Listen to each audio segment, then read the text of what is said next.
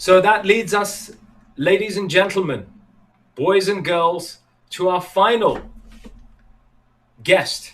Last but by no means least, somebody who has also spent time honing his craft, learning how to work in a powerful capacity across both workshops and the written form. He is a published author.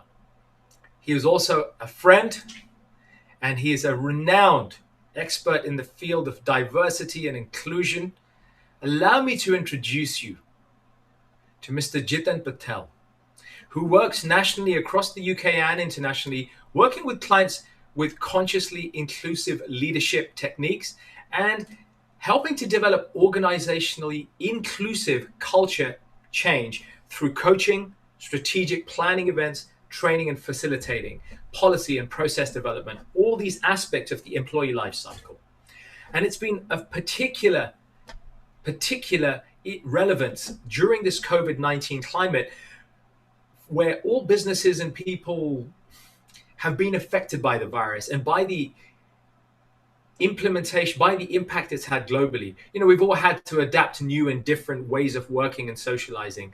Jiten's specialism is to bring this specific area, which has earned him several awards, including the Diversity Champion Award in 2015 in the education chapter and the highly commended Head of Diversity and Inclusion at the 2016 and 17 UK Inclusive Company Awards.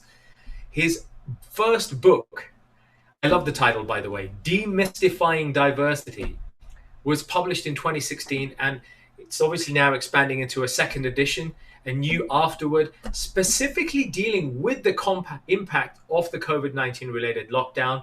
I'm delighted to welcome our special and final guest, Mr. Jiten Patel. Welcome. Namaste from Healing Our Earth. Namaste. Thank you very much, Prash.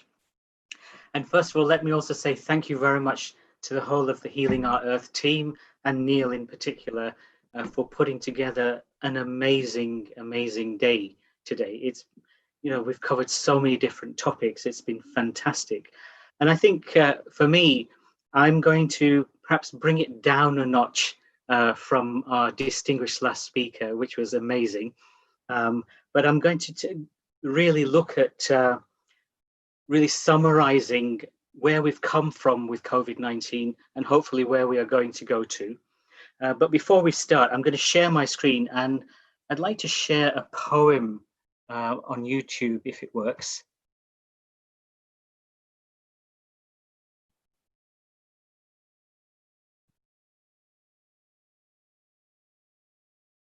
Bear with me for a sec.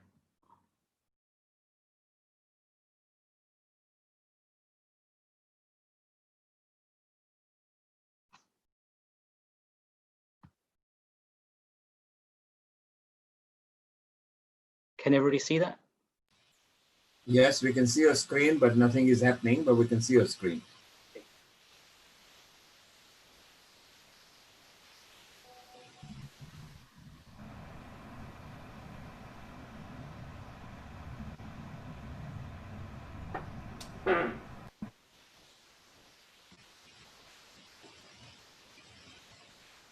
Jiten, we can see your screen, but nothing is happening, buddy. Sorry? We can see your screen clearly, but it's just static. Are you trying to get a song on or a poem on? It's a YouTube video. Is it not playing? It's not, well, it's not playing clearly. It's stuck.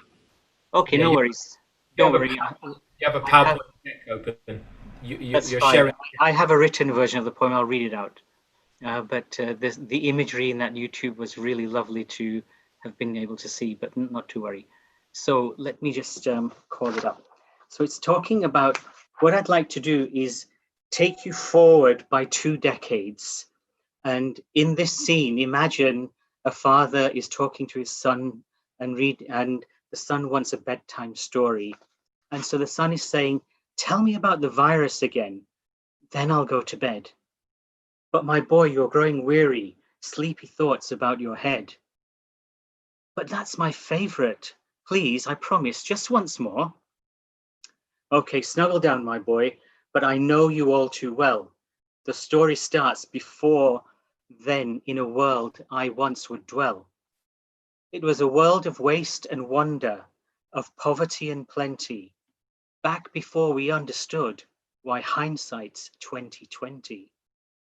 You see, the people came up with companies to trade across all lands, but they swelled and got much bigger than we could ever have planned. We always had our wants, but now it got so quick, you could have anything you dreamed of in a day within one click. We noticed families had stopped talking. That's not to say they never spoke, but the meaning must have melted and the work-life balance broke. And the children's eyes grew squarer and every toddler had a phone. They filtered out imperfections, but amidst the noise, they felt alone. And every day the skies grew thicker till you couldn't see the stars.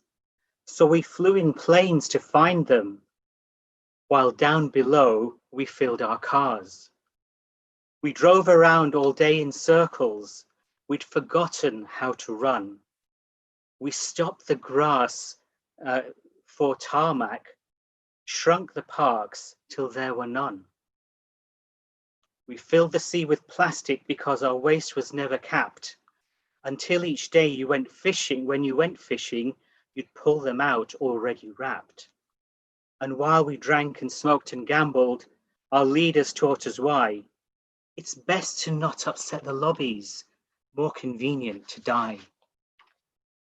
But then in 2020, a new virus came our way. The governments reached out and told us all to hide away.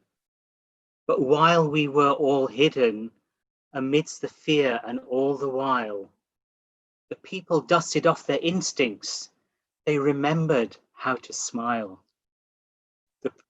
They started clapping to say thank you and calling up their mums. And while the car keys gathered dust, they would look forward to their runs. And with the skies less full of voyagers, the earth began to breathe. And the beaches bore new wildlife that scuttled off into the seas. Some people started dancing, some were singing, some were baking. We'd grown so used to bad news, but some good news was in the making. So when we found the cure and were allowed to go outside, we all preferred the world we found to the one we'd left behind. Old habits became extinct and they made the way for the new. And every single act of kindness was now given its due. But why did it take us so long to bring the people back together? The son asked.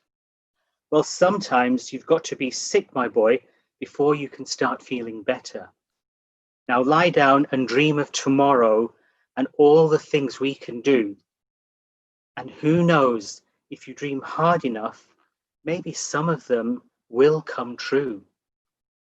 We now call it the Great Realization. Since then, there have been many. But that's the story of how it started and why hindsight's 2020. I think for me, this poem captures everything about COVID-19, but also about a bright future.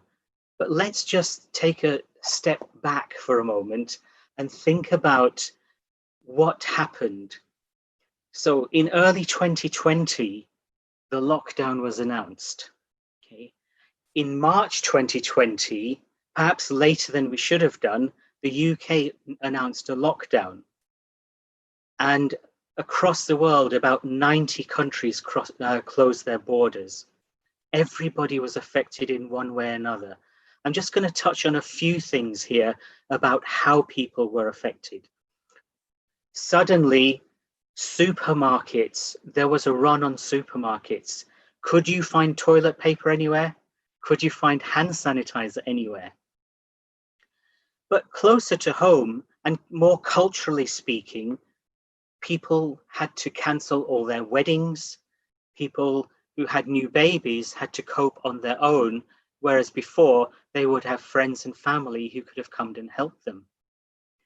But perhaps for me, the one that touched me the hardest was not being able to go and pay my respects when people were passing away. Funerals were now Zoom events. And I had the sad misfortune of having to attend about 5 such Zoom events where there were only 5 people allowed to go to the funeral. It was heartbreaking. A new word came into people's vocabularies, a word that people had hardly ever heard of before, and that word was furlough. How, it was something that people suddenly, I think back to a couple of decades ago when people didn't even know what the word tsunami was, and then suddenly the world became aware. In the same way, now the world was becoming aware of the word furlough. There was need for support everywhere, and a lot of people have community organizations. There are charities. I belong to my own community organization, which is called the Leva Patidar Samaj of London. And what we did was we started communicating with people, and particularly for members, elderly members who didn't speak English, and we wanted to provide them with information. So I did a couple of broadcasts in Gujarati to help them to understand what was going on and how they could deal with all of these things. Talking of broadcasts, of course, we had daily broadcasts from the government, and it seemed like 16 hours a day, all we were seeing on the TV is information about COVID. I remember seeing a cartoon which said, a couple watching the TV, and it said COVID update, and the wife is saying to the husband, oh, let's just bring back Brexit again, something that we'd got fed up of, but now people are getting fed up of the lockdown and of hearing about COVID-19. But on a more serious note about this, one of the issues that came about through COVID-19 was the increase in racism that people have experienced through it. And particularly people from East Asia and especially China. And a lot of this came about because the influence that is carried by political leaders. So one political leader kept referring to COVID-19 as the Chinese flu, the Kung Fu flu. And suddenly we saw a spike in incidents of people being attacked in the street and being racist for no reason other than the fact that they associated this virus with coming from the East. And of course, with the lockdown, there were some lighter moments. My own granddaughter, for example, was saying we were having lots more FaceTime contact because we weren't seeing each other. And I'd say, sweetheart, when are you coming to see me? And she would say, Dada, Boris Johnson says we can't come right now to see you. And so again, it was something about making even toddlers aware, because she's only just 3, about the situation that we were all in. But again, there was a new phrase that came about in the world of business and work, and that phrase was the new normal. Well, my question is, what is normal and what is the new normal? And because people started working from home, they started calling it the new normal. But in my professional background, specialists in my arena have been advocating flexible working and working from home for over 2 decades, believe it or not. And in fact, one of the first video conferences that I ever did was way back in 1986.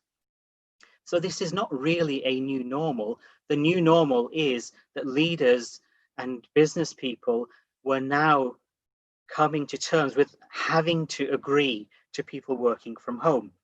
And that came with its own challenges, and it came with its own set of issues that people needed to deal with. Of course, on the positive side, people had a lot more time because people were often saving up to 2 hours a day in commuting, and that meant that they had more time at home. But on the negative side, people who were living in maybe 1 or 2 rooms didn't have the luxury of being able to work effectively. They were on top of each other. People couldn't send their children to school, so not only did they have to manage their working day, they were also having to manage looking after their children, also managing elder care requirements, managing dependents who perhaps had disabilities and the such like. So it wasn't an easy task for people. And a new phrase came into common usage, which was Zoom fatigue. And as we're doing right now, we've all been getting very, very used to video conferencing.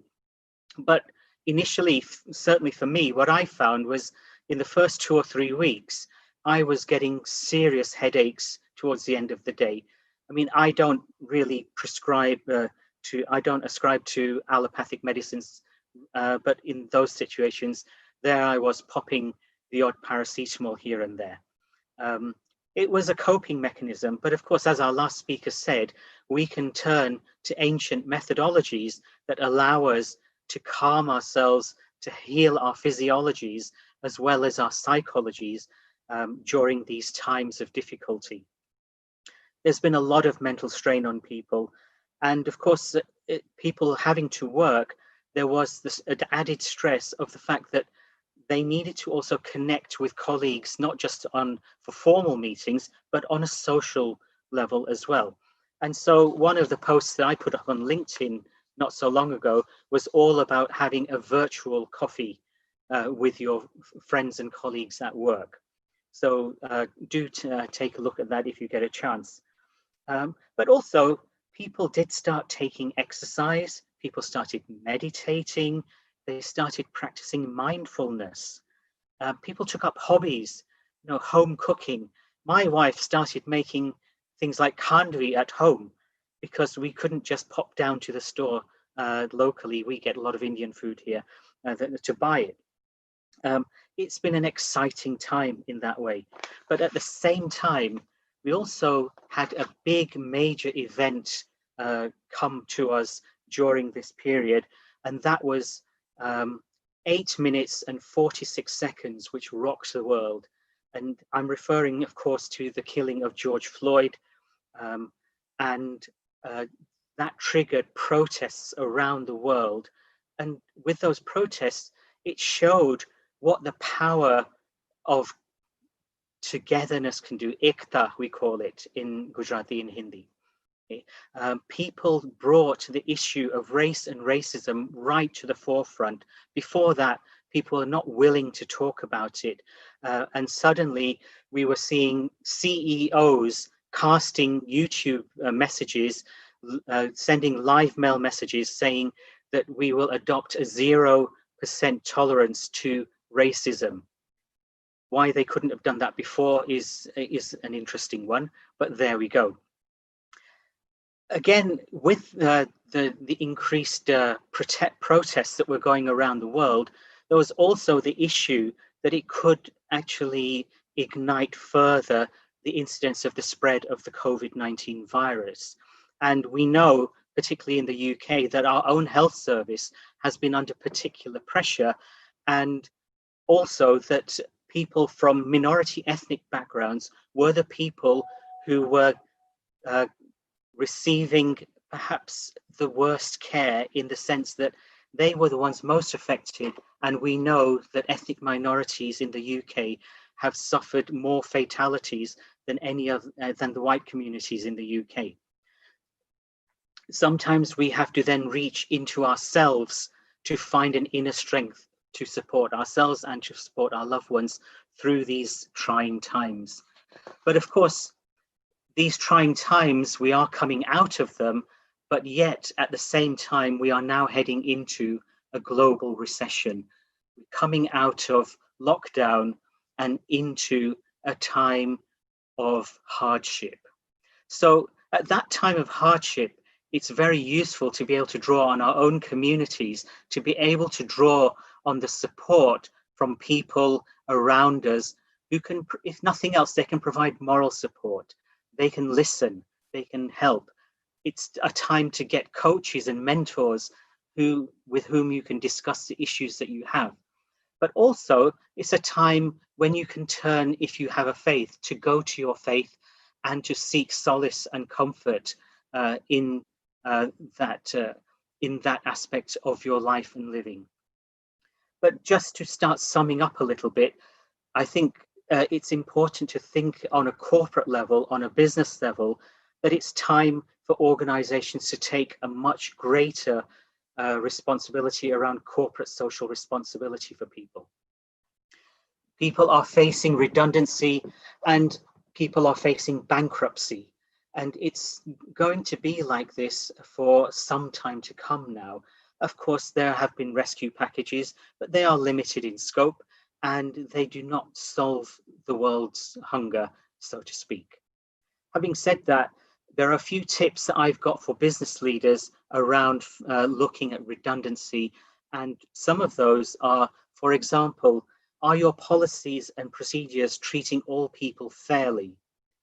Are you deciding criteria for redundancies that make sure that they're not discriminating against people because of their race, their ethnicity, their disability, their LGBT status, and the such like? Is it going to be enough for businesses to simply pay the statutory minimum severance to staff in the light of the fact that staff are not going to be easily able to find work in this current environment?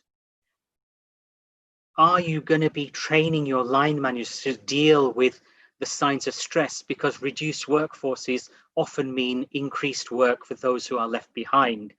And of course, if line managers aren't able to deal with that, then you're going to have to start dealing with wholesale sickness and absence from the workplace. As a line manager, are you being taught how to deal with wellness and resilience and how to share that with your staff? If you're expecting people to come back to work, then there are a few challenges. Schools are still not opened. So who is going to look after the children? Will it be safe for your staff to be traveling on public transport in peak hours when we know that the virus spreads so rapidly in enclosed environments? Should you now be thinking about paying your staff some of their overheads in terms of heating, electricity, internet usage, and the such like? Can your staff start claiming back costs for utility bills and the such like? Of course, these are questions which there's not going to be any simple answers to, but again, they are real life issues that need to be considered as we come out of this lockdown. But on the positive side, think about this. There has been a significant reduction in the carbon footprint of the world. The air quality has become so much better. People can breathe easier, albeit through masks. Wildlife is returning where it once was becoming so scarce. People are appreciating nature more. There's an increased value to what we used to take for granted in terms of our families and our friends. If things like, for example, the canals in Venice are now running clear and people can see the fish in them.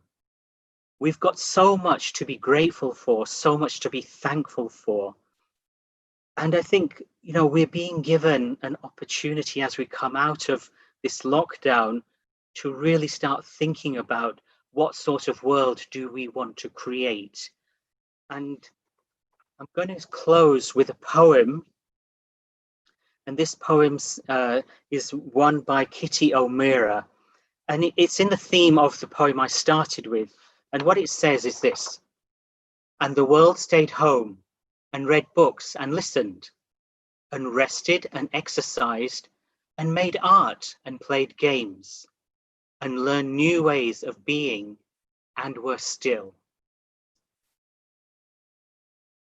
Some listened more deeply, some meditated, some prayed, some danced, some met their shadows, and the people began to think differently. And the people healed. And in the absence of people living in ignorant, dangerous, mindless, and heartless ways, the earth began to heal. And when the danger passed and the people joined together again, they grieved their losses and made new choices and dreamed new images and created new ways to live and heal. And they wanted the earth to heal fully as they had been healed. And I'd like to finally just close with one prayer, which is Loka samasta sukhino bhavantu. May all beings everywhere be in peace and in happiness. Namaste. Thank you. Jiten, thank you so much. It is rare and refreshing to have such thoughtful poetry shared in this fashion from your heart. And with the wisdom that you bring and that you've shared today, I think all of us who listen to this, either now or on the replay, if they open their hearts, then the words will have a deep and positive impact on their lives and the lives of their loved ones. So thank you for introducing that poetry, those particular songs. And you may also remind us that your book, Demystifying Diversity, is available on Amazon. It will be available on Amazon. If you go directly to the publisher, then you will get a 20% discount. And there will be a panel discussion, which everybody is welcome to join, on the 21st of July. If you register for that, you'll get a 30% discount on the book. And well, so far the reviews have been blowout. So I strongly recommend you look at it, particularly if you're working in the world of business and in the corporate sector. Thank you, Jiten. So that's very much appreciated, and the words you've brought, as I say, are very much valued, ending with that prayer. So it just all leads me and leaves me to say my thanks, to wrap this session up. Firstly, to thank all of you who've tuned in, our listeners, our audience, wherever you are in the world, and whichever continent you're watching this in, time zones varying. How honorable and joyful it has been to have you all come together where we've united under the Healing Our Earth community, which you are a part of. No matter who you are and where you are part of that community. And together you've helped us to build this tapestry where respected leaders, experts, authors, and authorities can bring their wisdom and their knowledge and their craft to this platform for the greater good for everybody who tunes in. So thank you for being a part of that. I want to thank the whole team, the whole Healing Art team, who work tirelessly in the background and the foreground to make this Healing Our Earth event. And you know what, folks? It's not easy to show up, whether it's behind the scenes or in front, behind the camera or in front, week after week, month after month, delivering consistent value, quality, heartfelt messages, and wisdom to audiences around the world again and again. And yet that is exactly what we are striving to do, week after week, month after month. So thank you for being a part of it. I want to thank everybody in the team. And I want to end with an invitation for next week. Our next well-being and wellness session is scheduled for next Sunday. It's going to be another roller coaster, value-packed session that is lined up to ensure that we make a positive impact on our mental, emotional, physical, and spiritual health, looking at different avenues for a healthy, happy, prosperous body and mind. That's coming at you next Sunday, the 19th of July, 12 noon till 7 p.m. British Summer Time. All the details are at healingourearth.com and also on Facebook at facebook.com/healingourearth. If you've not already done so, don't forget to sign up for our newsletter and notifications. There's no spam, only pure nectar that will come your way. Join us and we will see you next Sunday. Thank you. And that's from me, Prash Kotecha, on behalf of everybody here at Healing Earth, Our Earth.